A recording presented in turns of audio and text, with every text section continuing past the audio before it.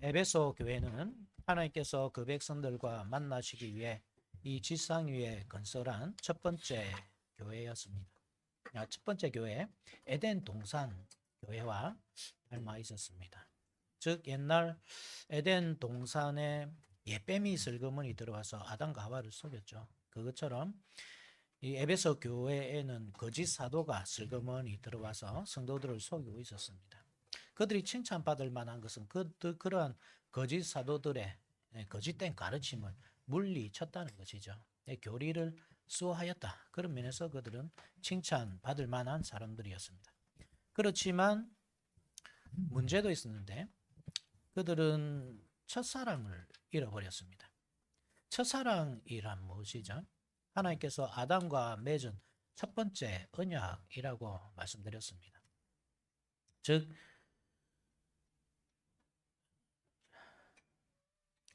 미리 좀 해주시면 감사하겠습니다. 예배 시간에 돌아다니면 엄청 신경 쓰이거든요. 즉 하나님께서는 에덴 동산에 선악과를 만들어 놓고서 그것을 절대로 먹지 말라시고 그것을 먹는 날에는 죽을 것이라고 하였습니다. 그런데 아담과 하와는 그것을 먹음으로써 하나님만이 가지고 계셔야 할 그 주권을 훔쳤습니다. 그래서 이 죄성이라는 것이 우리의 이 DNA를 타고 계속 내려와서 이 다른 것은 다 포기해도 우리의 주권은 절대 포기하지 못하는 그 죄가 우리의 마음속에 깊이 인이 박히듯 새겨져 있게 된 것입니다. 그래서 첫사랑을 회복하는 것이란 다른 것이 아니라 하나님의 주권을 인정하며 돌려드리는 것입니다. 그게 참 어려운 일이지만 그렇게 해야만 합니다. 오늘은 두 번째 교회, 서머나 교회에 대해서 살펴볼 것인데 서머나라는 곳은 에베소라는 도시와 마찬가지로 항구 도시였습니다. 에베소가 상당히 큰 도시였거든요, 당시에. 그래서 이 소아시아에서 마치 수도와 같은 그런 역할을 했습니다. 서머나 교회는 이 두 번째로 큰 도시였는데 그래도 이 항구 도시가 가지고 있는 특징들은 다 가지고 있었죠. 무역과 상업이 엄청 발달한 그런 도시였습니다. 그러니까 무역과 상업이 발달해 있으니까 당연히 아주 물질적으로 그저 풍족한 그런 도시였습니다. 특히 그 서머나라는 곳은 이 일리아드 오디세이 아시죠? 그죠? 일리아드와 오디세이를 기록한 그 호메로스라는 사람, 그 사람이 탄생한 곳이고, 그래서 문화적 자부심도 아주 높은 그런 도시였습니다. 그리고 최초의 황제 숭배를 위한 신전이 건축된 것이죠. 지금 우리는 그것이 대단한 일인가 생각하지만, 그렇지만 황제 숭배를 위한 대단 이 성전, 그러니까 신전을 건축한다는 것이 그 시대에는 참 어려운 일이었습니다. 아무나 그러한 특권을 주는 것이 아니고 이 특별한 심사 과정을 다 거쳐서 다 통과해야만 되는 그런 도시였습니다. 그런 면에서 볼 때 이 서모나라는 도시가 상당히 이 자부심을 가질만 하죠. 다른 도시들 다 제치고 이 황제 숭배를 위한 신전이 건축된 황제 숭배의 중심지였습니다. 무엇보다도 그곳에는 또 유대인들이 공동체를 아주 공교하게 유지하고 있던 그런 곳이었습니다. 유대인들이 교회가 세워진다고 할 때 우리가 사도행전을 통해서 이 복음을 사도들이 가져왔을 때 유대인 공동체들이 계속 반대하는 모습을 보잖아요. 그런 곳에 교회를 세우고자 할 때 이 유대인들의 반대에 부딪힐 수밖에 없는 그런 상황이었던 겁니다. 그러니까 당시 서모나 교회가 얼마나 어려운 가운데 이 교회를 세우고 있었나 그것을 아셔야 됩니다. 황제 숭배의 중심지. 그리고 그 유대인들이 공동체를 확고하게 이루고 있던 그런 곳에서 영적으로 이 엄청난 싸움을 싸우면서 교회를 세워가고 있었던 것입니다. 에베소 교회가 이 땅에 세워진 최초의 교회 에덴 동산을 반영하고 있다면 서머나 교회는 족장 시대의 교회를 보여줍니다. 특별히 요셉 시대죠. 그러니까 서머나 교회가 계속 핍박을 받는데 그 핍박을 하는 대상자들이 보면 유대인들이잖아요, 그죠? 구절에 그죠? 구절에 그 보면 이렇습니다. 자칭 유대인이라 하는 자들의 비방도 알거니와 실상은 유대인이 아니요 사탄의 회당이라. 그러니까 형제라고 생각하던 유대인들이 사실은 핍박자였습니다. 그리고 10절을 보면 너희는 장차 받을 고난을 두려워하지 말라. 볼지어다 마귀가 장차 너희 가운데서 몇 사람을 오게 던져 시험을 받게 하리니 너희가 10일 동안 환난을 받으리라. 10일 동안 무슨 환난을 받을까 생각하지만 사실 10일이 이 나타낸 것이 그렇습니다. 요셉이 10년 동안 감옥 생활한 것. 그러니까 요셉이 17세 정도에 종으로 팔려가거든요.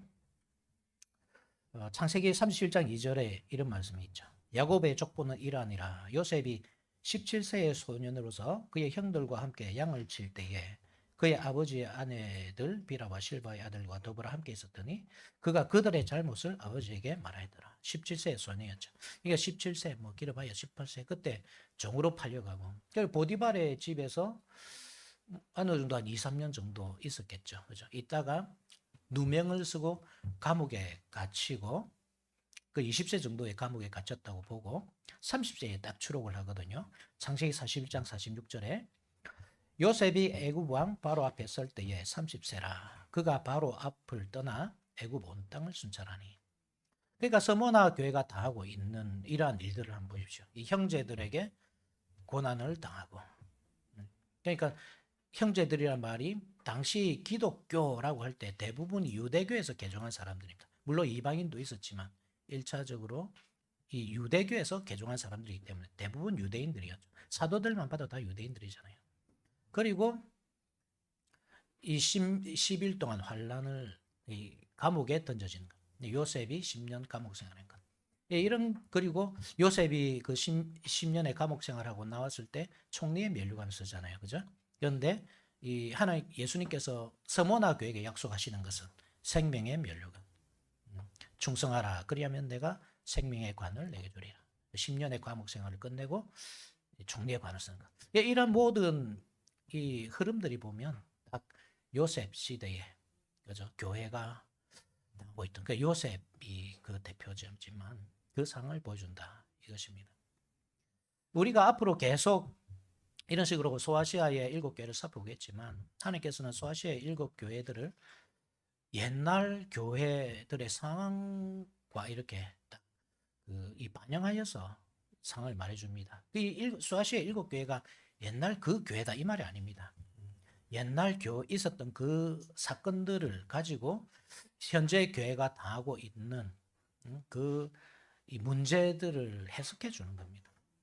그래서 이 서머나 교회는 바로 요셉 시대의 교회다. 그렇죠? 교회를 반영한다. 그 사실을 아시고 보시면 되겠습니다. 서머나 교회는 형제라고 여겼던 유대인들에게 고난을 받았습니다. 그렇지만 그 고난을 끝까지 그냥 죽기까지 참고 인내할 때에 충성할 때에 하는 이 약속이 주어집니다. 그것은 생명의 면류관입니다. 오늘 우리가 살펴볼 말씀이 그렇습니다. 말씀의 주제는 하나님은 고난 가운데 있는 교회에게 충성을 요구하십니다. 대지는 첫째, 고난 가운데 있는 교회에게 주시는 위로. 둘째, 고난 가운데 있는 교회에게 주시는 약속입니다. 먼저 충성하는 교회에게 주시는 위로는 무엇입니까? 8절을 같이 한번 읽어봅시다. 8절 시작. 서머나 교회의 사자에게 편지하라. 처음이며 마지막이요 죽었다가 살아나신 이가 이르시되. 서머나 교회의 사자에게 편지하라. 이것은 에베소 교회의 사자에게 편지하라. 이게 동일한 말이죠.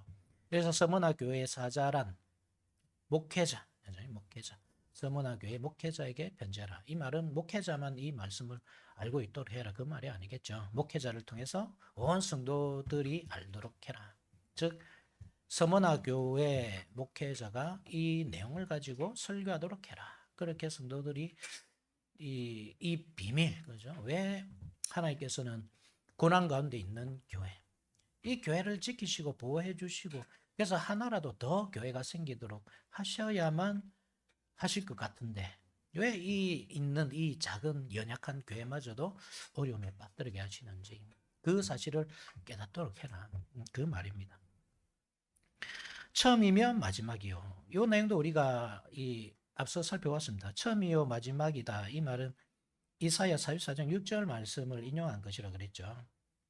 이스라엘의 왕인 여호와, 이스라엘의 구원자인 만군의 여호와가 이같이 말하노라. 나는 처음이요 나는 마지막이라. 나 외에 다른 신이 없느니라. 즉 이사야 선지자는 유다, 남유다 왕국이 바벨론 포로로 끌려갈 것을 예언한 선지자였는데, 그 바벨론 포로 생활을 언젠가는 끝내시고 그들을 돌아오게 하시겠다. 왜냐하면 역사의 주관자가 마치 그 당시에 최고 권력을 가지고 있던 바벨론처럼 보이지만 실제로는 하나님이시다. 하나님께서 시작하시고 하나님께서 끝내신다. 그것을 말하는 것입니다. 그것처럼 너희들의 고난이 지금 계속되고 있다고 해도 그것은 언젠가는 끝나는 것이다. 그 끝나는 것이 언제냐? 그것을 말해주는 겁니다. 죽었다가 살아나신 이게 참 중요한 이름이죠. 고난받고 있던 교회에게. 예수님은 죽었다가 살아나신 이입니다. 그죠? 그냥 이 초월에 계신 분, 처음과 마지막, 이분은 이런 표현들은 그냥 이 사람과는 그 본질 자체가 다른 분이다. 너희들은 이 땅에 속해 있지만 나는 초월에 있다. 그것을 보여주는 거잖아요. 그죠? 시작하시면서 끝까지, 그죠? 그러니까 시작과 끝, 이 말이 우리는 그 시간적인 개념에서 생각하거든요. 무엇을 시작하고 무엇을 끝맺고 그 중간에 시간을 생각하잖아요. 그렇지만 하나님의 그 시작과 끝이란 것은 영원 속의 존재이기 때문에 시간의 개념이 없습니다. 그래서 하나님께서 내가 이것을 하겠다 딱 작정하시면 그것은 그냥 돼 있는 겁니다. 그때부터. 우리는 그러한 이 영원이라는 그 개념을 받아들이기가 참 어렵죠. 우리는 시간 속에 살기 때문에. 그런 면에서 예수님께서 처음이자 끝이다. 이 말은 이미 돼 있다 이 말이거든요. 교회가 이미 승리했다 이 말이거든요. 그런 면에서 뭐냐면 예수님의 그 일하시는 것이란 이 초월에 있는 겁니다. 우리가 그냥 생각하는 그것과는 비교도 할 수 없는 그런 것입니다. 그렇지만 그렇게 우리와 완전히 떠나 계시는 그런 분이신가? 그게 아니고 그분도 우리처럼 고난 받으신 분이시다. 그렇지만 우리와 같이 고난 받으시고 어려움 당하시고 십자가에 달려 돌아가신 분이시다. 그렇지만 그 고난의 끝에 무엇을 얻었느냐 이겁니다. 그 고난의 끝에. 그 고난의 끝에 이 하나님 보호자 우편에서 다스리는 그 영광을 얻으시잖아요. 그죠? 그와 같이 예수님께서 죽었다가 살아나신 이다 이렇게 우리에게 소개해 주시는 것은 너희들의 고난이 지금 영원한 것 같아도 언젠가는 끝이 있고 그것은 이미 결정되어 있고 그리고 그 끝에 너희들이 이 받아 누릴 것은 영원한 영광이다 이 말입니다. 그것을 기억하면서 고난을 견디어 나가라. 그런 뜻에서 이 이름을 주시는 겁니다. 9절 우리 같이 한번 읽읍시다. 시작. 내가 내 환난과 궁핍을 알거니와 실상은 내가 부요한 자니라. 자칭 유대인이라 하는 자들의 비방도 알거니와 실상은 유대인이 아니요 사단의 회당이라. 내가 내 환난과 궁핍을 알거니와. 예수님은 모르는 분이 아니다, 그죠? 알고 있다 하잖아요. 우리와 완전히 동떨어져 계신 분이 아니라 비록 물론 물리적으로는 하나님 우편에 계신 분이시지만 그건 틀림없는 사실이잖아요. 우편에서 지금 다시 오실 날을 기다리고 계신 분이십니다. 그렇지만 영으로, 뭐죠? 영으로 우리와 함께 계신 분이십니다. 촛대 사이를 거니시는 분이십니다. 그 오른손에 7뼈를 잡고 계신 분이십니다. 그러니까 모든 교회의 상황을 아시는 겁니다. 너희들이 어떤 환난 가운데인지 어떤 궁핍 가운데 있는지 다 아시는 분이십니다. 그들이 당하고 있던 환난이란 것은 무엇입니까? 유대인들이 주는 환난입니다. 유대인들은 계속 이 로마 제국을 압박해가지고 이 교회를 핍박하도록 만들었습니다. 우리가 이 사실을 알아야 됩니다. 물론 이 박해가 그죠? 그 시대의 박해가 뭐 아주 전국적으로 일어난 그런 박해는 아닙니다. 우리가 잘 아는 로마 네로 있죠, 그죠? 네로의 박해는 사실 전국적인 박해가 아니라 로마 시내에만 다 한정되어 있는 것이었거든요. 이 로마시를 다시 재건하고 싶었던 네로는 로마시를 그냥 불태워버리잖아요. 오늘날로 따지면 판자촌을 허물고 아파트를 세우고 싶은데 뭐 그 이주 뭐 시키고 또 뭐 보상 문제 많은 문제들이 있으니까 그냥 막 불태워서 없애버린 겁니다. 그러니까 이 통치권에 대한 그 많은 도전을 받게 되고 이게 압박을 못 해서 자살하고 말았잖아요. 그렇다고 하더라도 그 핍박이, 그죠? 핍박이 없었다는 것이 아니란 말입니다. 계속 있어 왔습니다. 유대인들이 계속 그것을 압박해 왔습니다. 사도행전 한번 보십시오. 사도행전 17장을 보게 되면 이런 내용이 있습니다. 사도행전 17장을 보시면 한번 봅시다.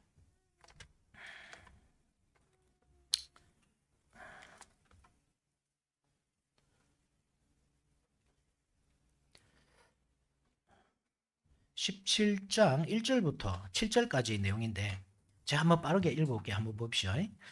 17절, 이 바울이 데살로니가에서 전도하는 내용이거든요. 그들이 암비볼리와 아볼로니아로 다녀가 데살로니가에 이르니 거기 유대인의 회당이 있는지라. 그 유대인의 회당이 있습니다. 그래서 막 복음을 전가할 때 4절에 그 중에 어떤 사람 곧 경건한 헬라인의 큰 무리와 적지 않은 기부인도 권함을 받고 바울과 실라를 따르나. 복음을 받아들인 거죠. 그랬더니 5절에 유대인들은 시기하여 저자의 어떤 불량한 사람들을 데리고 때를 지어 성을 소동하게 하여 야손의 집에 침입하여 그들을 백성에게 끌어내려고 찾아나.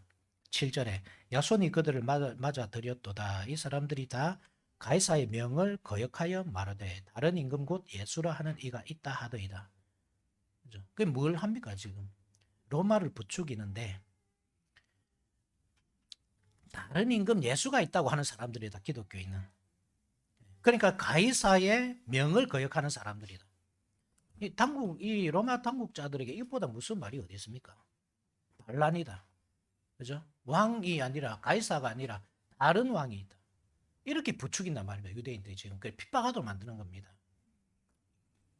요한복음 19장도 한번 보십시오. 요한복음 19장 12절 보시면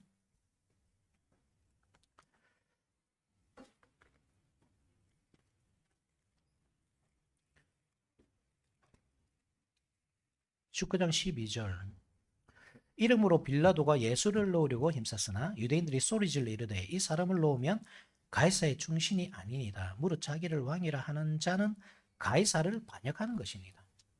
유대인들이 하는 말입니다. 계속 뭐 예수님을 죽일 때도 그렇고 교회를 핍박할 때도 그렇고 계속 뭘 합니까? 로마를 이렇게 부추기잖아요. 계속 이 핍박하도록.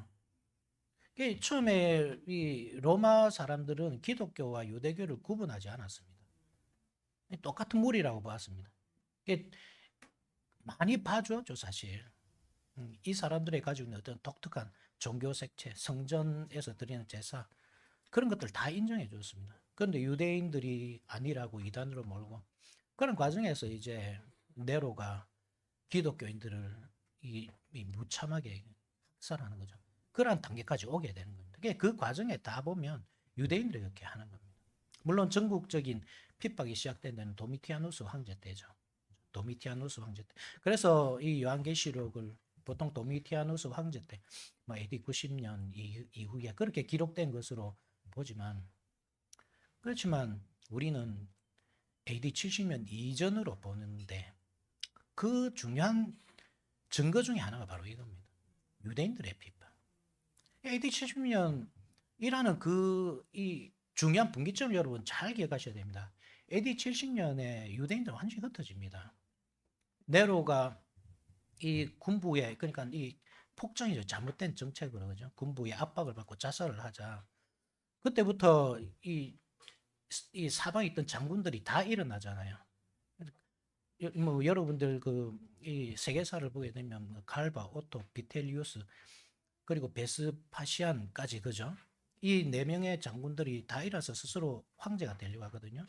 이 갈바라는 사람은 사실 7개월밖에 안 됩니다. 오토는 3개월, 비텔리우스는 8개월입니다. 그래서 최종적으로 베스파시안이 황제가 되죠. 그 베스파시안, 티투스, 그리고 도미티안까지, 플라비우스, 그죠? 그 왕조를 구성하게 되는데, 그때 딱 예루살렘에서 유대인들이 반란을 일으키거든요. 베스파시안 황제 때. 그때 베스파시안이 자기 아들 디도를 보내가지고 티투스를 보내서 나중에 황제가 되지만 예루살렘을 둘러쓰고 3년 동안 둘러싸서 돌 하나도 돌 위에 남지 않고 다 무너뜨립니다. 그리고 유대인들을 다 학살합니다. 학살하고 몇 명 소수만 남겨놓고 나머지는 또 오온새로 다 흩어버립니다. 그런 상황입니다. 그런데 유대인들이 어떻게 기독교를 학살할 힘이 있습니까? 그러니까 유대인 기독교를 이렇게 공격할 힘이 있습니까? 여력이 아예 없는 겁니다. 70년 이후로는. 그런데 오늘 본문에 보지만 이 핍박자가 누구로 등장하냐 말입니다. 유대인으로 등장하잖아요. 그래서 우리는 이 요한계시록을 90년대가 아니라 70년 이전으로 보는 겁니다. 아직까지 예루살렘이 무너지기 전 여전히 하나님께서 성전에 관심을 두시고 사도들로 하여금 복음을 전하도록 하신 것. 형제였습니다. 그때까지. 그래서 예수님도 성전에서 설교를 행하시죠. 그죠? 요한복음 7장 28절을 보면 예수께서 성전에서 가르치시며 외쳐이르시되 성전에서 가르치시잖아요. 그리고 사도들도 마찬가지입니다. 이 성전에서 가르쳤습니다. 사도행전 18장 4절에 안식일마다 바울이 회당에서 강론하고 유대인과 헬라인을 고면하니라. 그러니까 그때까지는 뭐냐면 형제입니다. 형제. 아직까지는 하나님께서 버리시지 않은 상태이기 때문에 그렇습니다. 성전이 두 개죠. 그죠? 예루살렘에 하나. 교회라는 새로운 성전. 하나님께서 물론 원하시는 것은 이 옛 성전 결국 무너지기 때문에 다 돌아오는 겁니다. 교회로. 근데 그때까지 어쨌든 형제입니다. 근데 그 형제라고 여기는 사람들이 핍박하는 거예요. 그게 환란입니다. 그들이 당하고 있던 환란. 그것을 예수님께서 다 아신다 이 말입니다. 그리고 지금 그것을 예수님께서는 다루고 있다. 그 유대인들을 다루고 있다. 그들은 너희들 형제도 아니고 성전도 아니고 그들은 사탄의 회당이다. 그래서 이 말하고 있는 겁니다. 자칭 유대인이라 하는 자들의 비방도 알거니와 실상은 유대인이 아니고 사탄의 회당이다. 하나님의 회당이 아니다. 하나님의 성전이 아니다. 사탄의 회당이다. 교회를 대적하기 때문에 복음을 대적하기 때문에 그렇습니다. 이 궁핍이라는 말도 똑같습니다. 궁핍도 누가 줍니까? 유대인들입니다. 유대인. 로마 당국을 부추기죠. 그죠? 그래서 로마 당국이 기독교인들의 재산을 몰수하고 이 서모나라는 곳을 아까 제가 잠시 설명드렸습니다. 항구 도시입니다. 그러니까 거기에 이 무역이 일어나고 상업이 일어나고 엄청 부자입니다. 대부분 부자로 삽니다. 그런데 그 중에서 기독교인들은 극빈층에 속하는 겁니다. 정치적으로 환란을 겪을 뿐만 아니라 재산을 다 뺏긴 겁니다. 그 유대인들이 그 엄청 강력한 어떤 집단을 형성하고 있었다 그랬잖아요. 그들이 상인 연합을 딱 구성해가지고 길드를 구성해가지고 그것으로 기독교인들은 아예 뭐 장사나 뭐 사거나 팔거나 매매를 못하게 만들어 버립니다. 아주 독하게 그렇게 압박을 합니다. 그러니까 기독교인들이 얼마나 경제적으로 어렵겠습니까? 그 상황을 말하는 겁니다. 너희들이 지금 겪는 그 궁핍도 안다. 그것을 누가 조장한 줄 안다. 사단의 회당. 너희들이 형제라 생각했던 그 유대인들이 그렇게 하는 줄도 안다.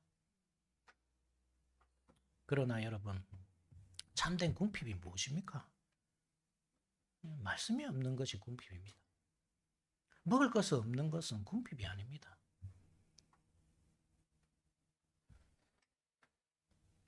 아모스 8장 11절이죠. 주 여호와의 말씀이니라. 보라 날이 이를지라 내가 기근을 땅에 보내리니 양식이 없어 주림이 아니며 물이 없어 가람이 아니요 여호와의 말씀을 듣지 못한 기갈이라.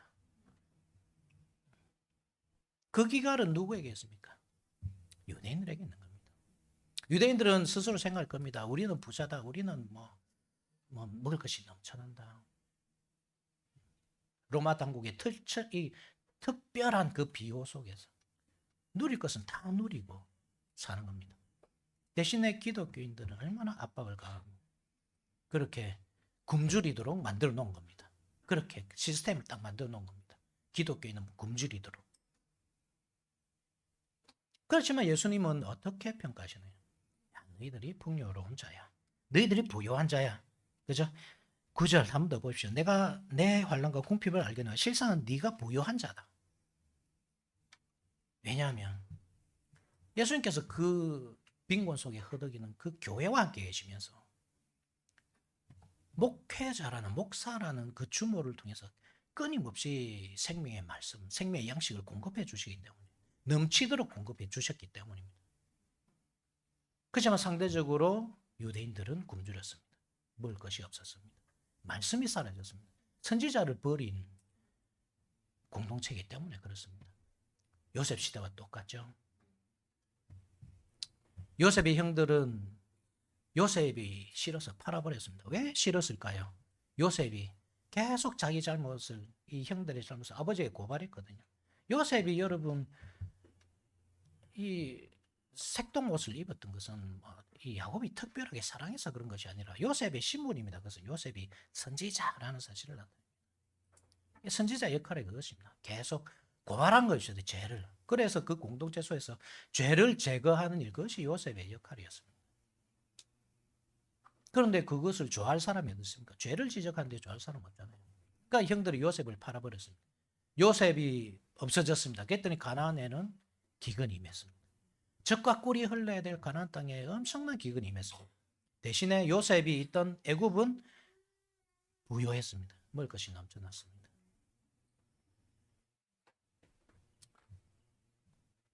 그것을 보여주는 겁니다.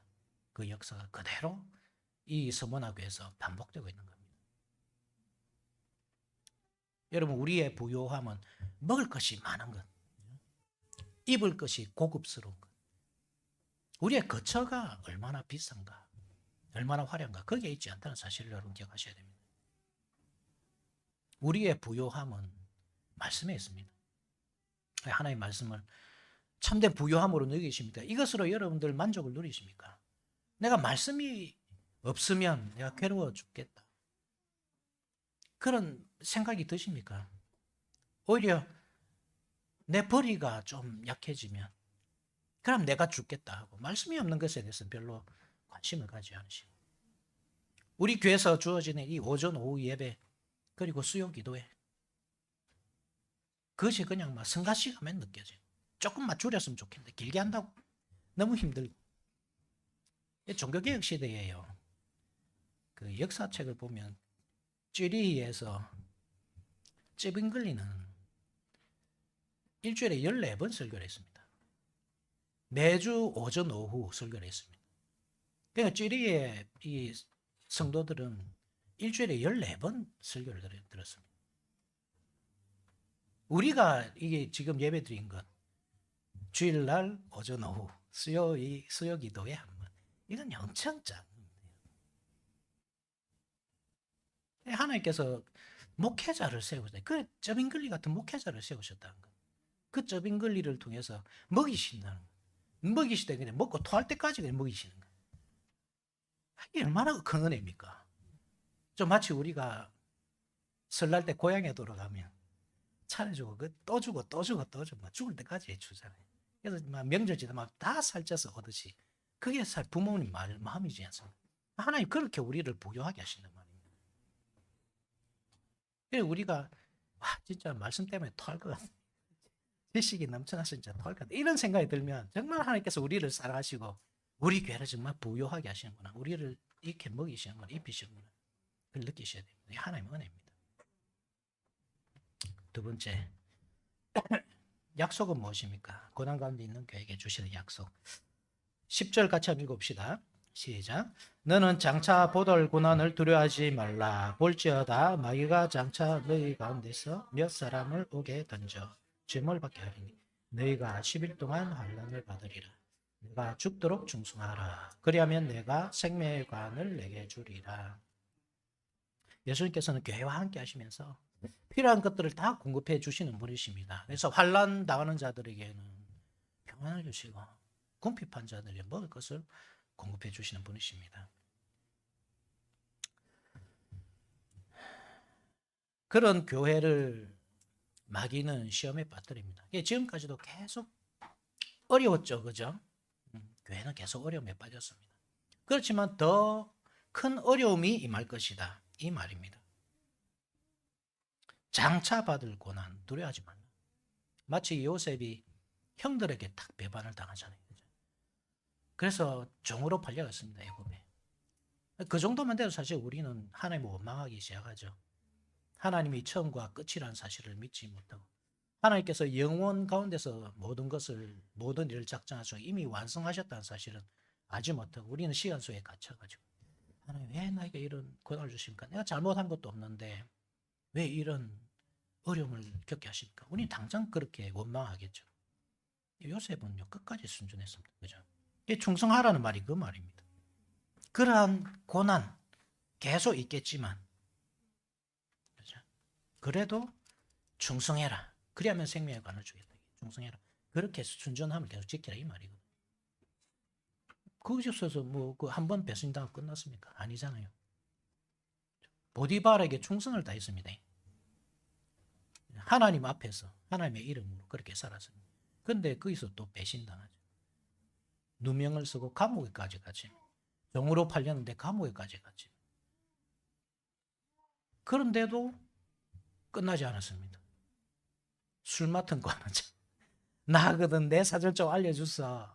그래 할게. 니 참 대단하다. 이렇게 놓고는 말끔 잊어버리잖아요. 그렇게 10년을 지낸 겁니다.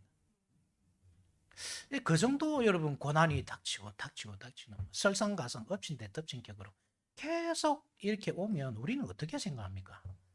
야 이건 뭐 하나님 믿어도 소용없네. 이게 뭐 하나님 믿는다는 게 뭘까? 이게 고난은 언제쯤 끝나나? 그때부터 이제 원망하기 시작하는 겁니다. 그런데 요셉 끝까지 충성합니다. 그래서 얻었던 것이 총리의 면류관, 그래서 교회를 먹여 살리는 거죠. 그 놀라운 은혜가 임하게 되는 겁니다. 요셉의 신앙 고백을 한번 보십시오. 창세기, 여러분 이건 꼭 보셔야 됩니다. 창세기 45장 한번 보십시오.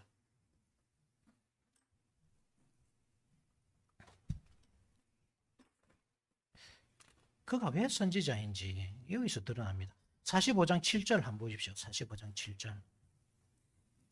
45장 7절 같이 한번 읽어봅시다. 45장 7절 시작. 하나님이 큰 구원으로 당신들의 생명을 보존하고 당신들의 후손을 세상에 두시려고 나를 당신들보다 먼저 보내셨나니. 하나님께서 왜 이런 고난을 요셉에게 계속 주시는가? 다른 것이 아니다. 너희들을 보존하기 위해서. 너희들이 누굽니까? 교회.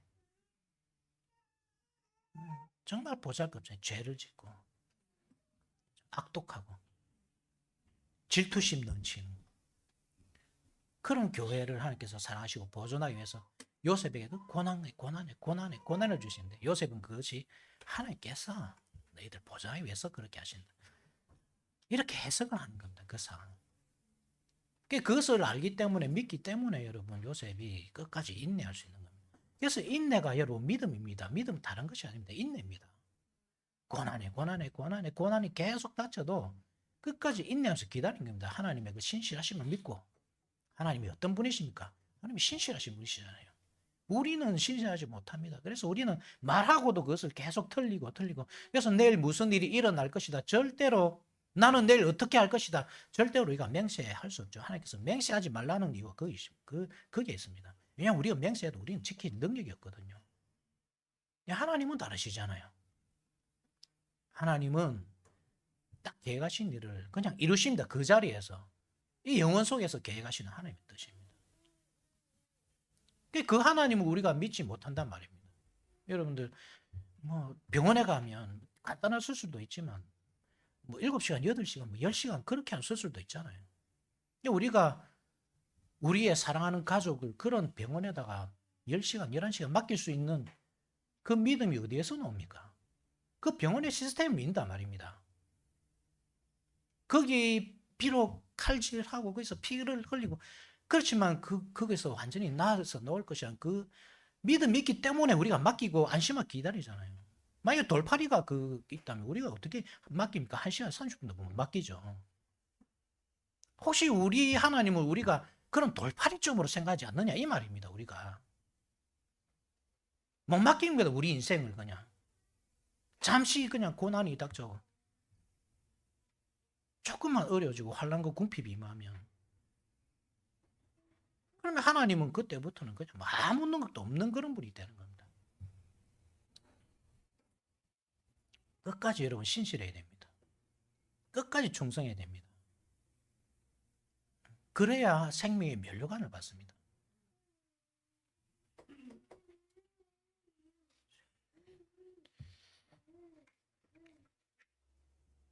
장차 고난들이 계속 오겠지만 두려워하지 말라.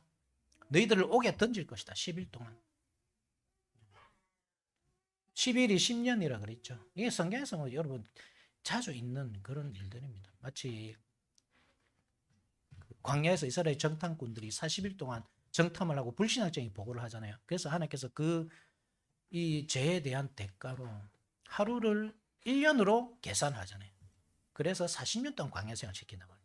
그것처럼 10년이 10일로 나타나는 겁니다. 그게 왜 하필이면 10일로 나타나느냐? 딱 10일만 그 고난을 이 감옥소에서 고난을 받을 것이다. 이 말이 아니고 10일이다. 이 말은 그만큼 짧을 것이다. 이 말입니다. 10년은 길지만 10일은 짧잖아요. 그래서 너희들을 감옥에 던지고 핍박하는 그 시간이 오겠지만 두려워하지 말아라. 짧다 그 시간은. 왜냐하면 시간은 계속 째깍째깍 흘러가거든요. AD 70년까지. 성전이 완전히 무너지기까지. 그래서 하나님의 회당이라고 하지만 실제로 사탄의 회당인 그 유대인들이 완전히 멸절할 때까지 그 시간은 계속 빠르게 흘러가고 있거든요. 그러니까 인내하면서 기다리는 겁니다. 그리스도인들은. 그때 하나님께서 마치 요셉을 통해서 그 형들을 구원해 주듯이 이 서머나 교회를 통해서 그렇게 단단하게 세워진 교회를 통해서 그 형제들을 구원할 것입니다. AD 70년 이 성전이 완전히 멸망했다고 해서 많은 유대인들이 학살을 당하지만 기독교인들은 개종한 사람도 학살을 당하지 않습니다. 유대인 역사가 유세비우스에 의하면 그때 이 예루살렘이 함락되기 전에 개종한 그리스도인들, 복음을 받아들인 유대인들은 다 떠납니다. 그래서 교회라는 울타리 속으로 다 들어오고 그곳에서 보호를 받습니다. 그것이 교회의 역할입니다, 여러분. 계속 세워져 있는 것, 인내하면서 견디면서 충성하면서 세워져 있는 것. 그게 교회의 역할이고 그때 환난 가운데 있는 사람들이 들어와서 구원을 얻습니다. 생명의 면류관이라 할 때 물론 이것은 여러분 영생이 보장된 겁니다. 그죠? 생명의 면류관. 요셉이 총리의 멸관을 썼기 때문에 교회가 보존되잖아요. 그 생명이 보존되잖아요. 그같이 이 생명의 멸관을 줄 것이다. 이 말은 네가 비록 환난 가운데서 뭐 감옥에 던져질 수도 있고 뭐 죽을 수도 있겠지. 때로는 순교도 할 수 있겠죠. 그렇다 하더라도 생명의 관이 있기 때문에 그죠? 부활의 소망이 있는 겁니다. 그것 때문에. 그거는 분명합니다. 그렇지만 또 한 가지 뭐냐면 이 생명의 면류관이라는 것이 뭐냐면 이 생명을 좌지우지할 수 있는 그 사법권을 말하는 겁니다. 생사 여탈권이 유대인들에게 있지 않다 이 말입니다. 유대인들이 출교를 선언하잖아요. 자기들이 그 사법권이 있다고 생각하잖아요. 그래서 산헤드린 공회에서 야 너는 출교다. 예수님을 거부하든지 아니면 우리 이 모임에서 떠나라. 우리 공동체에 떠나라. 그렇게 출교당한 사람들이 많이 있거든요. 유대인들이. 근데 실제로 출교당하는 사람들은 유대인인 겁니다.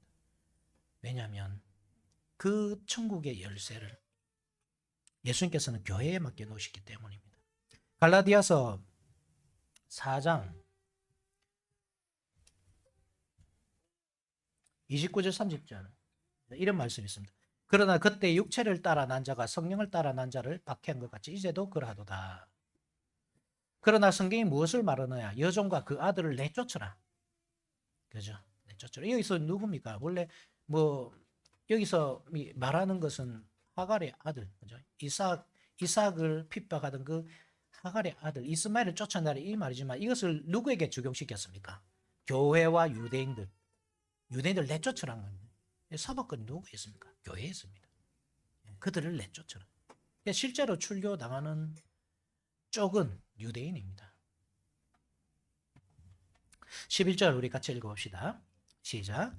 귀 있는 자는 성령이 교회들에게 하시는 말씀을 들을지어다. 이기는 자는 둘째 사망의 해를 받지 아니하리라. 귀 있는 자는 성령이 교회들에게 하시는 말씀을 들을지어다. 둘째 사망의 해를 받지 않는다. 물론 그렇죠. 생명의 멸관이 있으니까. 그렇죠. 부활의 소망이 있으니까. 그런데 우리는 귀 있는 자는 성령이 교회들에게 하시는 말씀을 들을지어다. 이 말씀에 주목해야 됩니다. 아까도 말씀드렸지만 하나님께서 예수님께서 이 말씀을 아시아인 교회에 있는 7교회에 있는 그 별들에게 그죠? 이 말씀을 주면서 설교하라고 하잖아요. 근데 그 설교라는 것이 결국 무엇인가? 그게 사람의 음성이 아니고 바로 성령께서 교회에게 들려주시는 말씀이다. 즉 예수님께서 교회에게 들려주시는 말씀이다. 모든 교회들이잖아요. 성령이 교회들에게 하시는 말씀이잖아요. 그러니까 동서고금을 막론하고 모든 교회, 이 땅에 있는 죄와 치열하게, 원수와 치열하게 다투고 있는, 피 흘리기까지 싸고 있는 그 모든 교회에게 이 말씀을 준다. 그러니 들어라. 이기는 자는 둘째 사망의 해를 받지 아니하리라. 이게 지상의 모든 교회가 들어야 할 말씀이고 시대마다 고난받는 교회들은 이 말씀을 붙잡고 싸웠습니다. 그 승리했습니다. 로마 카톨릭에게 핍박받던 개혁 신자들.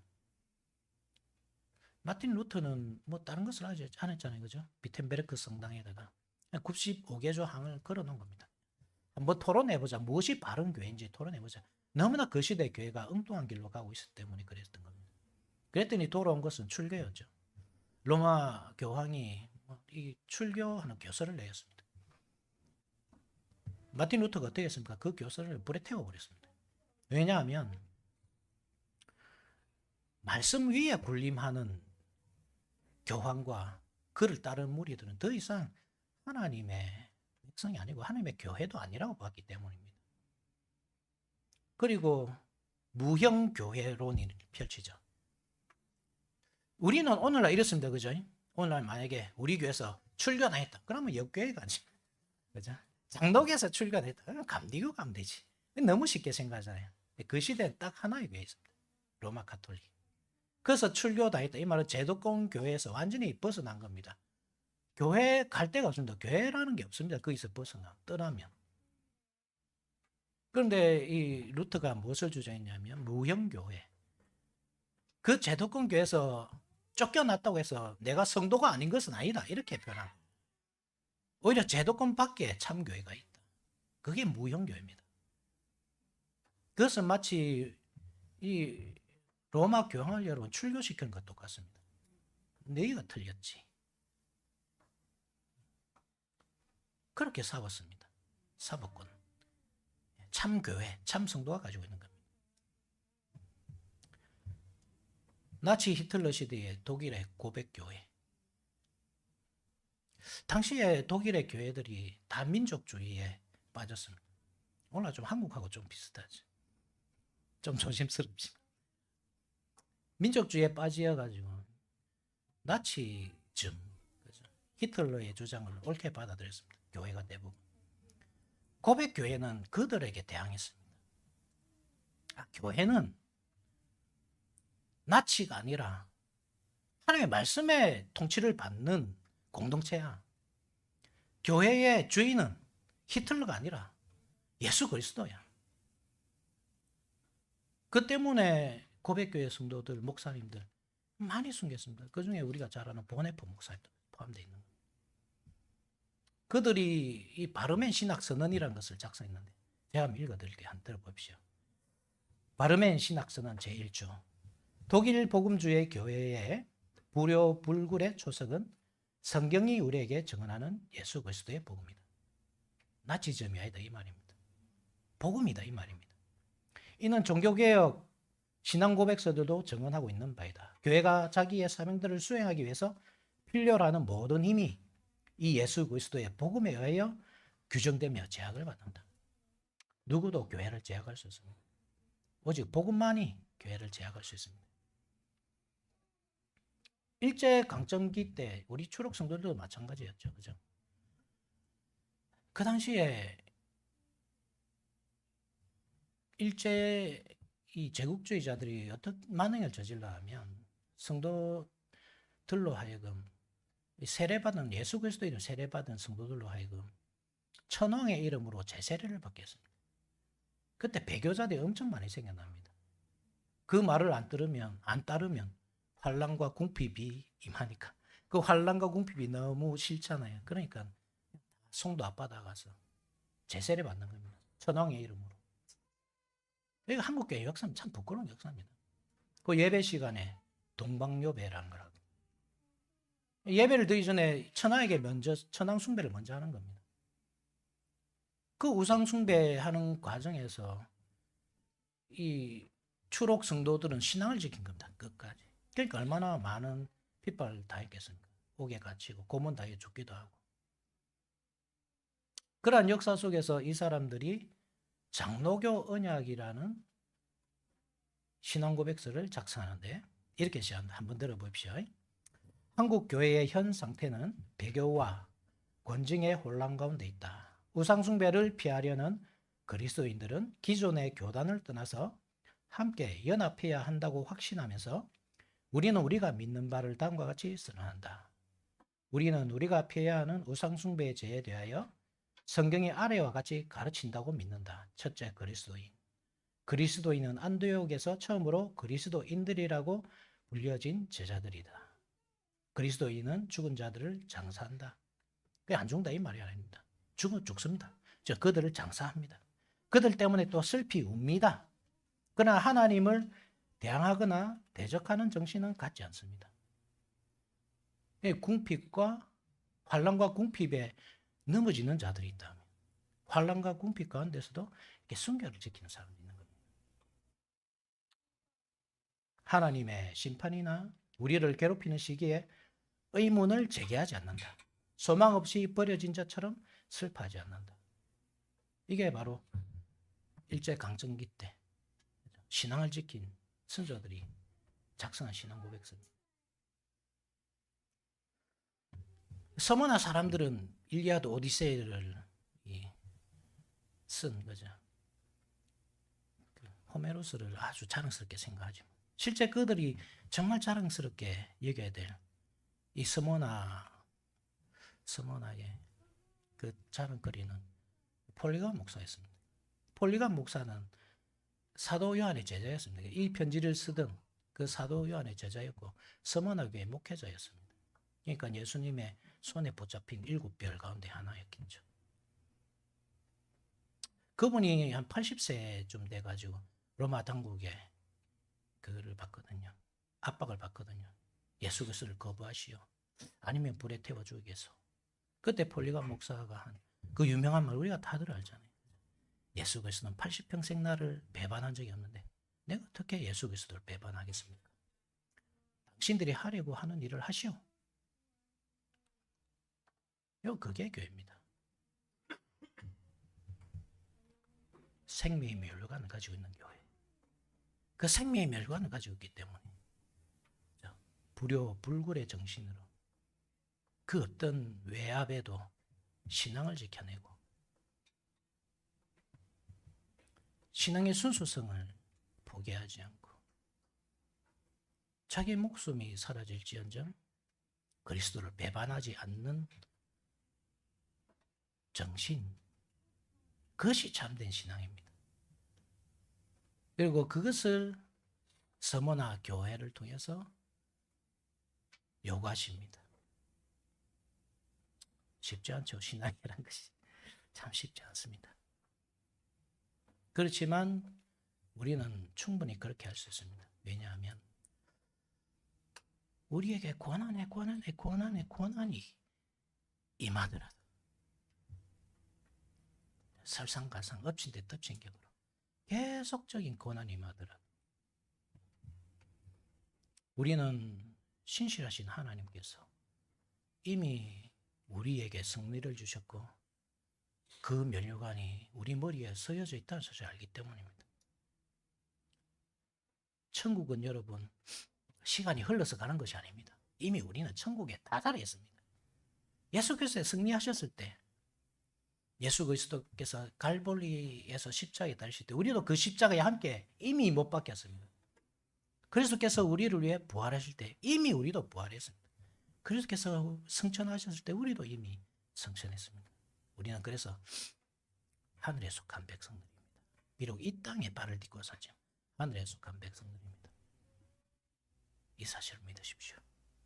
그래서 정말 여러분들 삶에 앞으로 고난이 임하더라도 절대 예수님을 배반하지 마시고 충성되이 순전함을 지키면서 교회를 세워나가는 저와 여러분들이 됩시다. 아멘.